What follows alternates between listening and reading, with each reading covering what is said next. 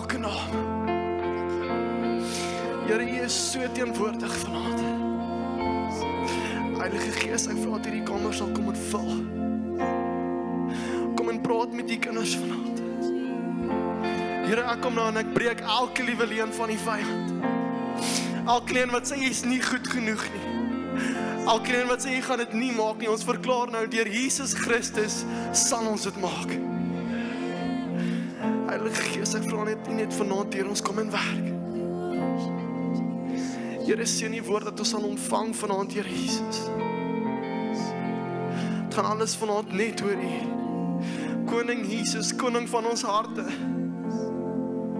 Ons sit hier vanaand bo alles, ons rig ons aandag op U. In Jesus naam. Amen. Julle kan julle se plekke vat.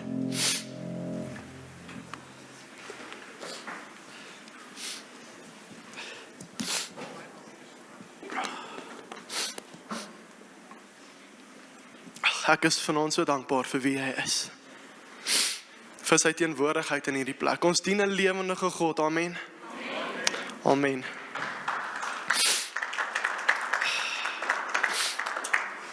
Die Here is so goed. So, vir die wat sal onthou, Sean het laas week of 2 weke terug het hy 'n mooi verbintenis gemaak tussen Noag en Moses, waar hy gepraat het van die hout van die ark en die hout van die mandjie. En hoe daai hout geseël was deur dieselfde materiaal. En waar die water die dood verteenwoordig en waar die ark en die mandjie vir Moses en Noag redding gee. Maar vanaand wil ek fokus op 'n klein, pasgebore Hebreëse baba in Egipte. So ek wil ietsie anders doen vanaand. Ek wil vra dat julle julle oë toemaak saam met my. En ons gaan net ons in die worship gedoen en net ons verbeelding gebruik vanaand. En ek wil jy met jouself regtig in hierdie situasie in verbeel. Verbeel vir jouself, jy is weer 'n klein baba. En jy is in jou moeder se arms en dit is chaos buite. Mense gil en skree, huise brand af, maar jou ma vat jou buite toe na 'n rivier. En sy sit jou in 'n mandjie. En sy sit jou in die water met die mandjie en jy voel hoe dryf en jy voel hoe vat die water jou een kant toe en jy hoor dit mense wat skree want die koning van die land wat jy in woon het vir al sy soldate die opdrag gegee om jou en elke ander pasgebore baba te vernietig. Dit is hoe die storie van Moses begin. Julle kan julle oë oopmaak. Soos wat ek verduidelik het, koning Farao het gesien dat die Israeliete regtig vinnig groei. Natuurlik, dis God se volk, so hulle gaan vinnig groei, hulle gaan vermenigvuldig, hulle gaan groter word, hulle gaan sterker word, maar op die tyd, op die stadium, was Israel slawe onder Egipte. En wat ons sien gebeur is die koning Farao word so bang vir Israel, want hulle word meer, hulle word sterker, en hy is bang Israel kom onder Egipte uit, en dan is hulle nie meer slawe nie, hulle is vry. Die Farao was so bang dat sy koningskap in gevaar was, dat hy vir sy soldate opdragte gegee het om 'n hele generasie Israeliete uit te wis. Elke liewe pasgebore baba. Nou Moses se ma het geweet van die situasie en sy was gehoorsaam aan die Here en sy sit vir Moses in 'n maatjie en sy sit die maatjie in die rivier en daar gaan Moses. En soos ek gesê het, dis regtig chaos. Dis oorlog. Die Farao is besig om 'n hele generasie uit te wis. Maar ironies genoeg is dit die Farao se dogter wat Moses vind. En jy dink dis nag vir Moses. Want die Farao wil hê Moses en elke ander pasgebore baba moet doodgemaak word, want hulle is 'n gevaar vir sy koningskap. Maar wat gebeur is, en wat ons sien is, die Farao se dogter vat Moses in en sorg vir hom.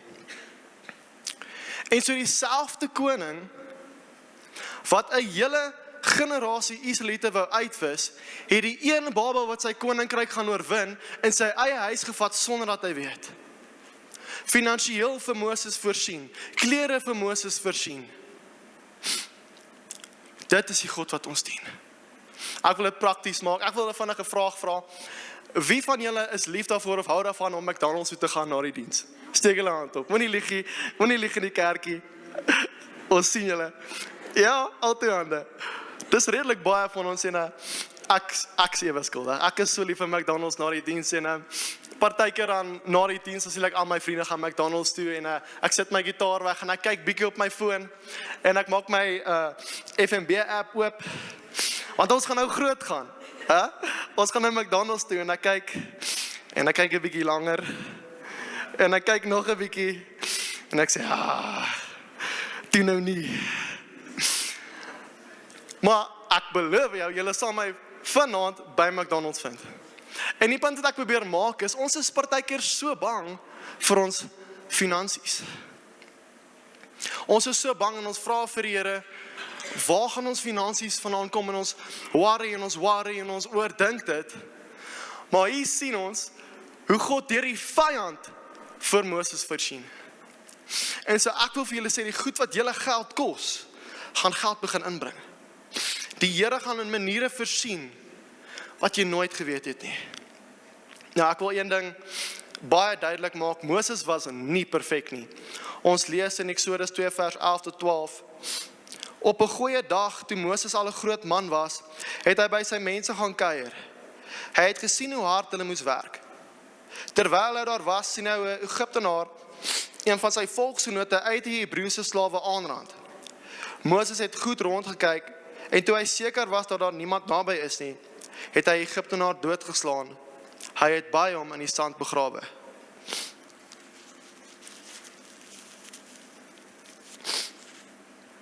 Nou ons sien, Moses was glad nie perfek nie.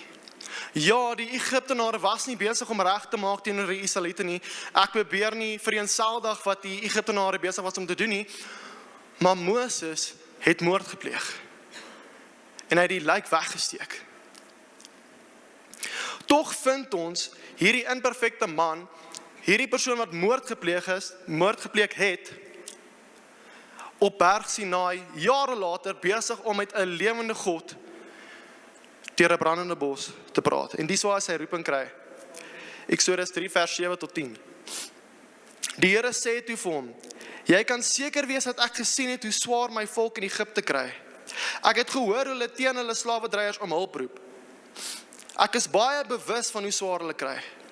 Gaan gou, ek stuur jou na die Farao toe. Jy moet my volk, die Israeliete, weglei uit Egipte uit.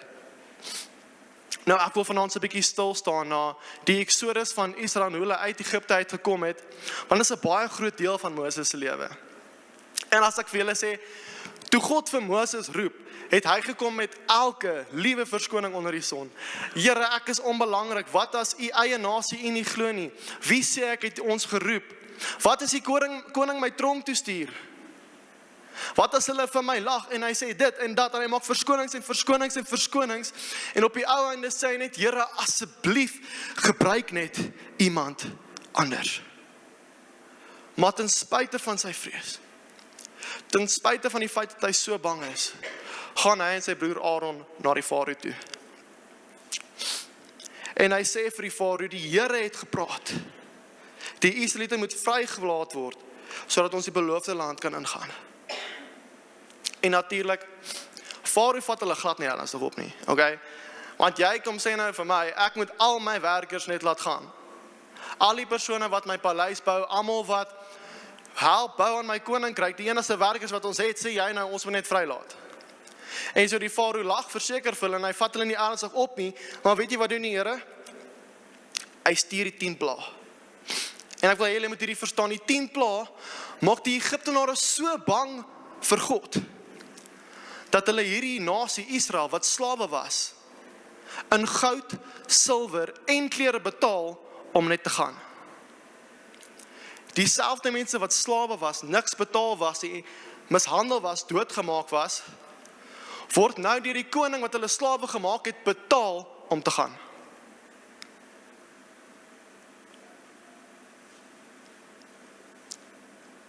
Nou is hy lang gewees hier, en Farao word spyt. Die Israeliete het nou weggehardloop, en Farao word spyt, want nou is daar niemand om die werk te doen nie. En hy dink net vir homself, hoe gaan hierdie koninkryk gebou word? En ons kyk na sy reaksie saam met sy werkers. Toen die koning van Egipte berig kry dat die volk weggekom het sy houding, asook die van sy amptenare teenoor die volk verander. Wat het ons aangevang om die Israeliete wat vir ons gewerk het, van ons af te laat weggaan? Het hulle self afgevra, die farao toe sy oorlogwaal laat inspan, en sy leer saam met hom gevat. Hy het ook al Egipte se oorlogwaans saamgeneem. Op elke een was daar 'n bemanning van 3. Onder hulle was hy 600 beste oorlogwaans. Okay, konteks. Die Israeliete was vasgevang in Egipte as slawe.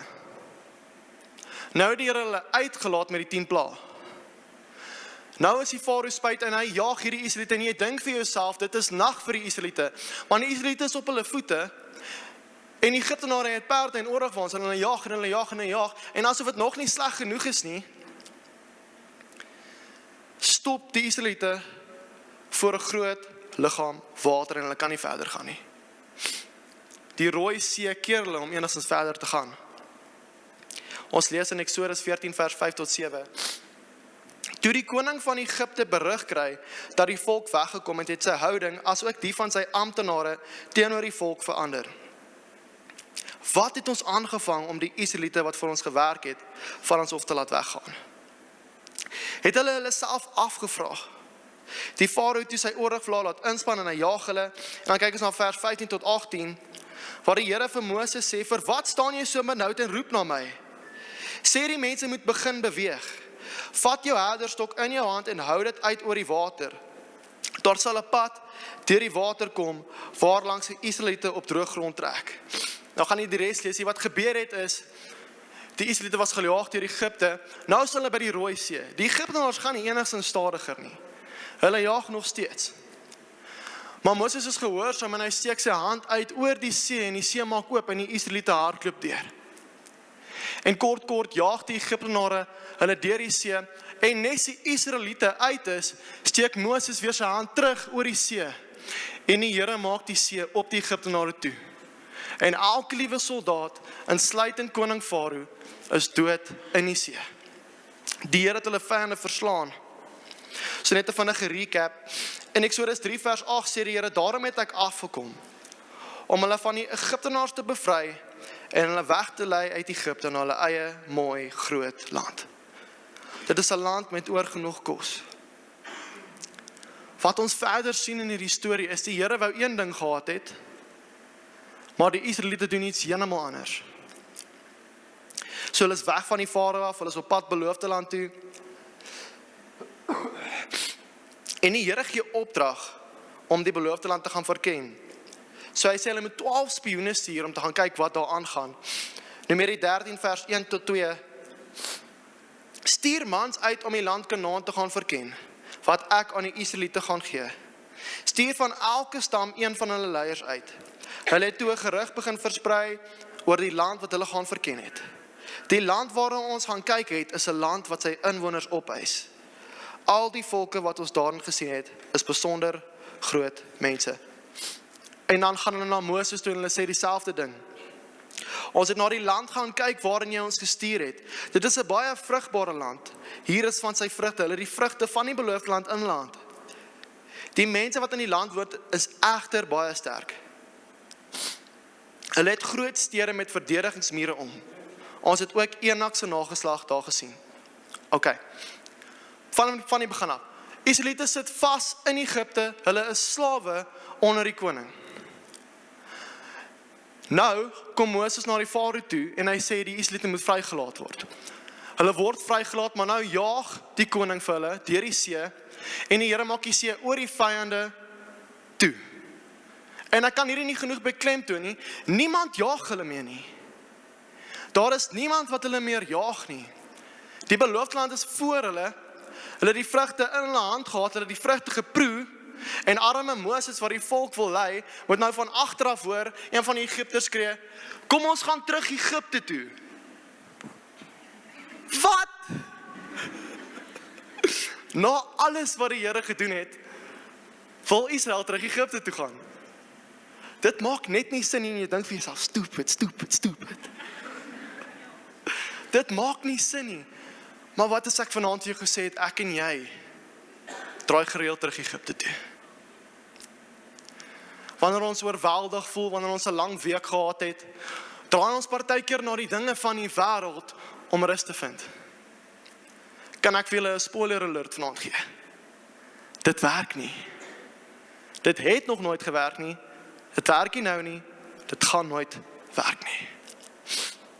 Ek wens ek maak hierdie op, maar rarig, die Israeliete wil terug Egipte toe, na alles wat die Here gedoen het. Eksodus 16 vers 3. Daar in die woestyn het almal teen Moses en Aaron begin uitvaar. Die Here kon ons eerder in Egipte laat doodgaan het. Daar was ten minste genoeg kos om te eet.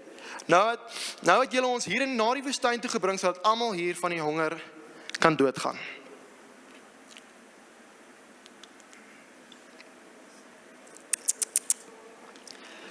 Ja. Hier begin ek frustreerd raak met hulle. Want ek is soos, die Here het soveel vir julle gedoen. Die Here het brood laat reën, sodat julle kos het in die woestyn. En dis die houding wat hulle nog steeds het. Wat ons sien is, die Israeliete het 'n ongeloof, maar ook 'n slawerny mentaliteit. En ek wil vanaand so 'n bietjie kyk na hoe die Here die Israeliete uit daai slawerny mentaliteit uitgekry het. Nou ons lees verder en glo dit of nie, die Israeliete kla nog steeds. Hulle kla nog steeds. Numeri 21 vers 4 tot 9, hulle is van Gorma af weg met die pad na die Rietsee toe, om by Emon verby te kom. Langs die pad het hulle ongeduldig begin word. Die volk het teenoor die Here en Moses begin kla. Waarom het jy ons uit Egipte laat trek om hier in die woestyn te sterf? Hier is nie kos en water nie, ons walg van die nuttelose manna. Hierdie is dieselfde manna wat die Here laat reën het. Letterlik 'n wonderwerk vir hulle gedoen het, nou kla hulle daaroor. Nou om hulle te straf, die Here het toe giftige slange onder die volk gestuur. Hulle het die volk gepik. Baie uit Israel is daarvan dood. En in die Israeliete gaan toe na Moses toe en bely, ons het 'n fout gemaak met wat ons teen die Here gesê het. Bid tog vir die Here dat hy die giftige slange van ons af sal wegvat. Moses het toe namens die volk tot God gebid. Die Here het vir Moses gesê, maak vir jou 'n afbeelding van 'n giftige slang en sit dit bo op 'n paal. Elkeen wat gepik is en daarna kyk, sal bly leef. Moses het toe 'n slang van brons gemaak en dit bo op 'n paal gesit. As 'n slang iemand gepik het, het hy na die bronslang gekyk en het hy bly leef. Nou ek wil julle iets leer vanaand. In die wêreld van sielkunde is daar 'n teorie wat jy noem blootstellingsterapie. En wat dit beteken is, as jy bang is vir iets, moet jy self die keuse maak om dit in die gesig te staar en deur dit te gaan. Dit is die enigste manier hoe jy jou vrese gaan oorwin. Jy moet self die gewillige besluit maak en sê, ek gaan saam met die Here deur hierdie ding gaan. Dink daaraan. Het die Here die Israeliete om die see gelei of deur? Deur. Selfde met die slange. Die slange pik die Israeliete, hulle gaan dood. Obviously is hulle bang vir die goed, dit maak hulle dood. Maar as jy vir die slang kyk, sal jy bly leef. Josua 1 vers 9 is waar die Here met Moses se jong assistent praat, Josua. My opdrag aan jou is dat jy sterk en dapper moet wees. Moenie bang of huiwerig wees nie, die Here jou God is saam met jou oral waar jy gaan. God wil nie hê jy moet om jou vrese hardloop nie. Want wat dan gebeur is jou vrese beheer fisies waar jy gaan. As jy die hele tyd gaan weghardloop, gaan jy nie jou vrese kan oorwin nie. Wat die Here van ons verwag as sy kinders, is om op hom te vertrou en met hom, met sy Heilige Gees, deur dit te gaan waarvoor ons bang is. Nou, ek is baie lief daarvoor om 'n koneksie tussen die Ou Testament en die Nuwe Testament te vind. Ek glo vas persoonlik die hele Bybel, Ou Testament en Nuut, verwys na dieselfde persoon, Jesus Christus. Jesus praat in Johannes 3 vers 14 en hy sê iets, ek gaan nie lieg nie, dit het my brein so 'n bietjie gekielie, ek kon nie dit regtig uitfigure nie. Ek gaan dit weer verduidelik vir julle. Net soos Moses die slang in die woestyn verhoog het, so moet die seun van die mens verhoog word. En ek dink vir myself, Die Israeliete word gepik deur slange. Nou sit Moses 'n bronsslang op 'n paal en as hulle vir die slang kyk, bly hulle leef. En ek kon dit nie verstaan nie, maar as ons na die volgende foto kyk, dan word dit bietjie duideliker.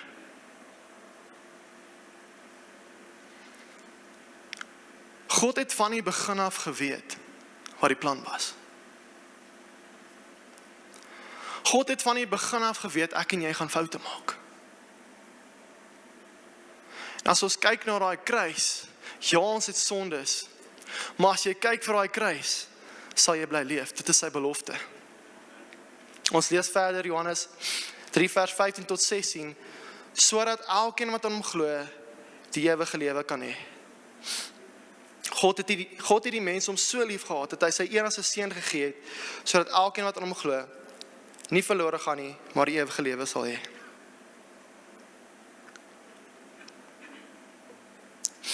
Wat probeer die Here vir ons sê vanaand? Met die storie van die Israeliete wat vir 40 jaar lank verdwaal, want hulle kan nie volkome in die Here vertrou nie. Met die Israeliete na alles wat die Here vir hulle gedoen het, nog steeds wil terugdraai en terug Egipte toe wil gaan, waar hulle weer slawe wil wees. En dis asof die Here vir ons sê, maak nie saak hoe ver jy in die woestyn verdwaal nie. Maak nie saak hoeveel keer jy terug Egipte toe draai nie, ek sal jou kom haal. Dit is sy belofte aan ons vanaand. Ek wil 'n oomblik skep waar ons sy tyd met die Here spandeer. Ek wil vir julle vanaand sê, ek weet nie wat jou bang maak nie. Maar ek weet ons almal het iets wat ons pla. Dit kan werk wees, dit kan skool wees, dit kan universiteit wees, dit kan finansies wees. Maar ek wil hê ons moet dit vanaand aan die Here oorgee. Want die Here sê vir ons vanaand, dit was nooit jou las om te dra nie. Want ons is geneig om goeders by die voet van die kruis te sit en dit weer op te tel. Here, hier is my sondes, en dan draai ons om en voel weer sleg. Keer op keer op keer sit ons goed by die voet van die kruis neer en ons stel dit terug op. Maar die Here sê vir ons vanaand, is nie jou las om te dra nie. Wat in jou verlede gebeur het, is nie jou las om te dra nie. Jou vrese is nie jou las om te dra nie. Elke keer wat jy 'n fout maak, wag hy vir jou met oop arms. Elke liewe keer. Hy sal jou nooit wegstuur. En hy sê in sy woord, as ons gesondig het en hy vergewe ons, is dit vergete, dit is weggewas. Vanaand is dit jou beurt om te vergeet, man. Jy hou vir te lank vas aan hierdie dinge. So ek wil vanaand dat julle moet net sit waar julle sit met julle oë toe. Maar ons het tyd met die Here spandeer. Alles wat voor jou bang is, daai ding wat jou so pla, jy weet wat dit is. Jy dink nou daaraan, jy weet wat dit is wat jou so pla, wat jou so maak stres. Gee dit vanaand aan hom oor. Terwyl ons hierdie liedjie luister, wil ek hê jy moet bid en jy moet oorgee. Die kruis is nie joune om te dra nie. Alles wat voor jou bang is, gee dit nou aan hom oor. Alles waaroor jy sleg voel, jou verlede. Daai fout wat jy gemaak het, wat jy nie kan vergeet nie. Vergeet vanaand, man. Gee dit aan die Here oor. Praat nou met jou Vader.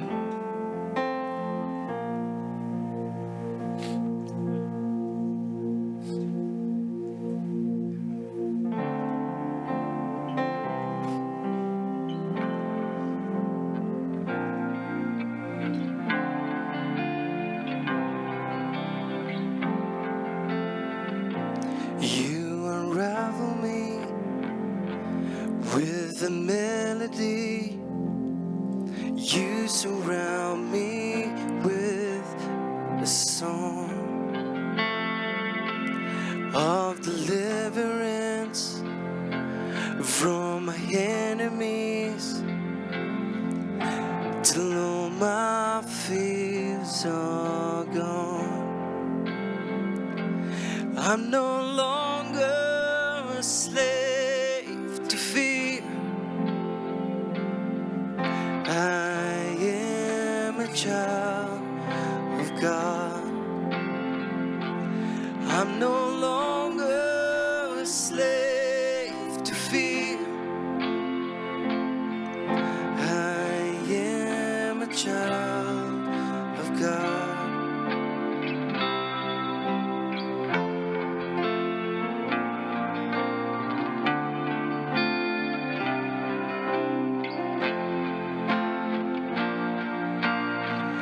You split the sea so I can walk right through it.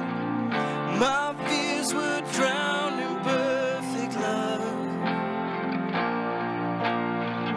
You rescue me so I can stand and say, I am a child of God.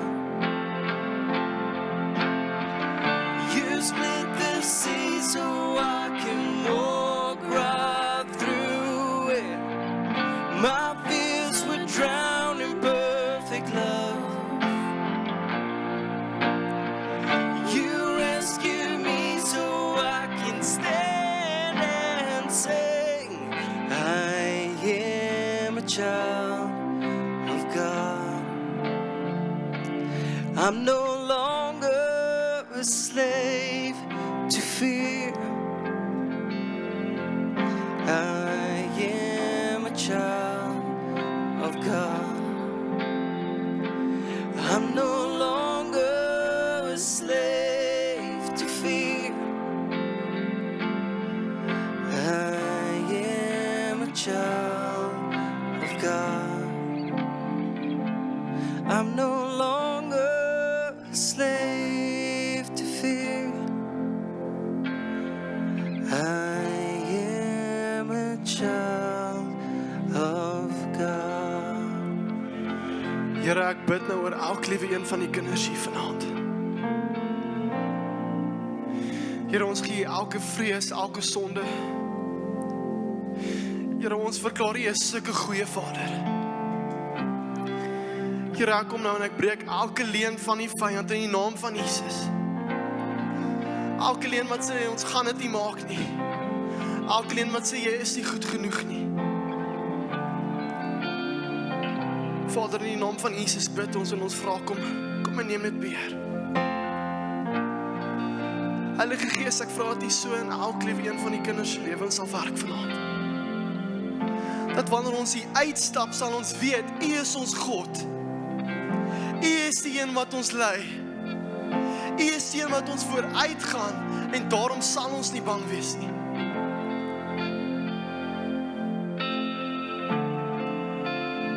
Net daar waar jy sit, wil ek weer hier met jou verbeelding gebruik. Verbeel jouself, jy loop op die strand.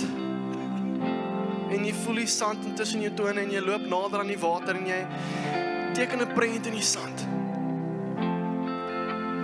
En 'n groot golf van die seewater spoel oor daai prentjie en trek terug.